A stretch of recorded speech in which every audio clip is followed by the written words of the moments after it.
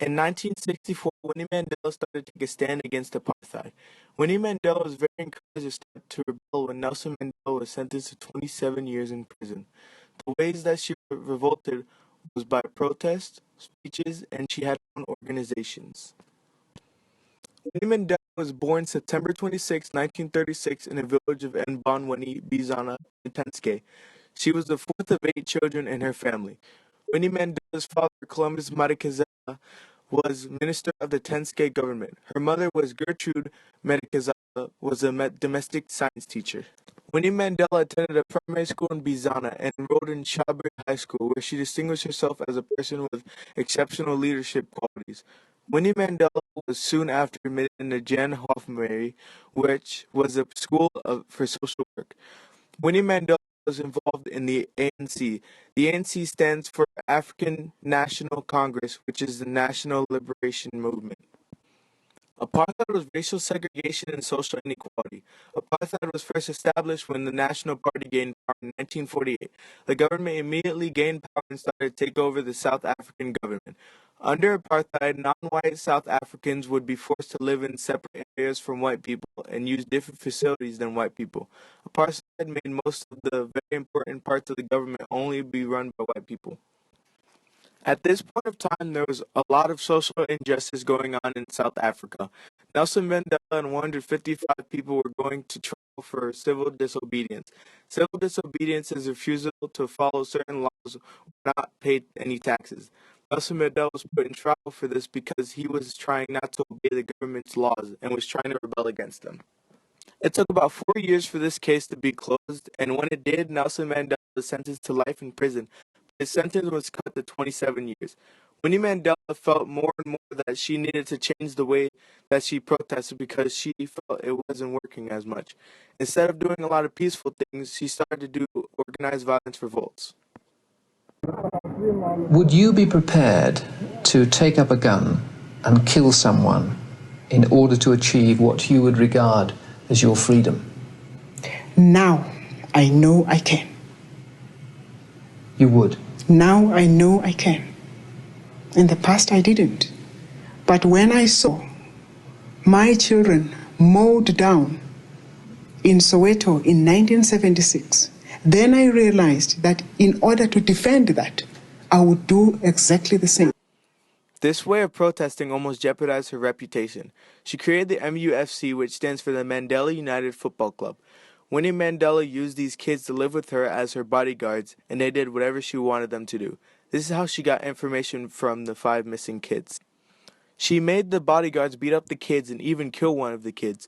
Soon later, after all the trials were over, the kids from the MUFC were all arrested, and Winnie Mandela came out with only a fine. While Winnie Mandela was protesting, she had a lot of bad things happen to her. During all of the time Winnie Mandela was rebelling, she was punished by the police and her own people. She was kicked out of her home village because of the protest that she was doing. Winnie Mandela was put in solitary confinement for about 1.5 years for all the demonstrations of revolt. Winnie Mandela was also put in prison for about 5 years because she was accused of theft and fraud. On August 1985, her cell was firebombed. During this time, Winnie Mandela's kids Zinzizwa Mandela and Zinani Mandela had to go far away for their safety. Winnie Mandela protested with the Wits University students who were marching to the ANC's Luthulik House. Winnie Mandela felt that she should revolt with the students because she felt their lives might be in stake if they protest without someone very important to South Africa.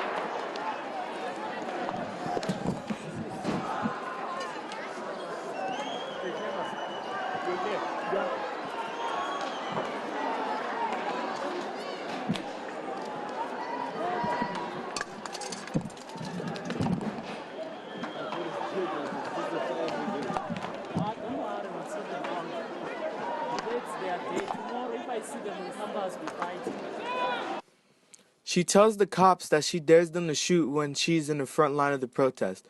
The protest started when the university fees started to rise in Witwatersrand. This made it very difficult for a lot of kids to go to college and would hurt them in the future. The protesters stood in front of the doors of Johannesburg's University of Witwatersrand. One of Winnie Mandela's most influential speeches is called A Call for Killing Collaborators. The speech was about her bodyguards being accused of beating up people who informed the government about what Winnie Mandela was saying in her speeches. Winnie Mandela made this speech to talk about the things that her bodyguards did. The bodyguards beat up 5 kids so that Winnie could get information. In this speech, Winnie Mandela said, "With our boxes of matches and our necklaces, we will liberate this country." This is referring to the method of killing in which victims had a tire placed around their neck, were doused in gasoline, and set afire. A helpful organization that Winnie Mandela had was called Mandela Legacy. Mandela Legacy is an organization that contributes its resource and capacity to assist the client to establish corporate identity that will allow them to create sustainable ventures where they can direct that value to their various social initiatives. This organization would help people in need of any type of job, and it will spread a long way across the world. Even though everything that happened, Winnie Mandela still played a big role in ending segregation in South Africa. She is known as the mother of South Africa because she kicked apartheid government right out of South Africa. Although Winnie Mandela has done a lot in her time abolishing apartheid, she's not given the credit that Nelson Mandela received. She's barely mentioned when it comes to South Africa's successes in the positive racial and social changes, and Winnie deserves recognition for taking a stand.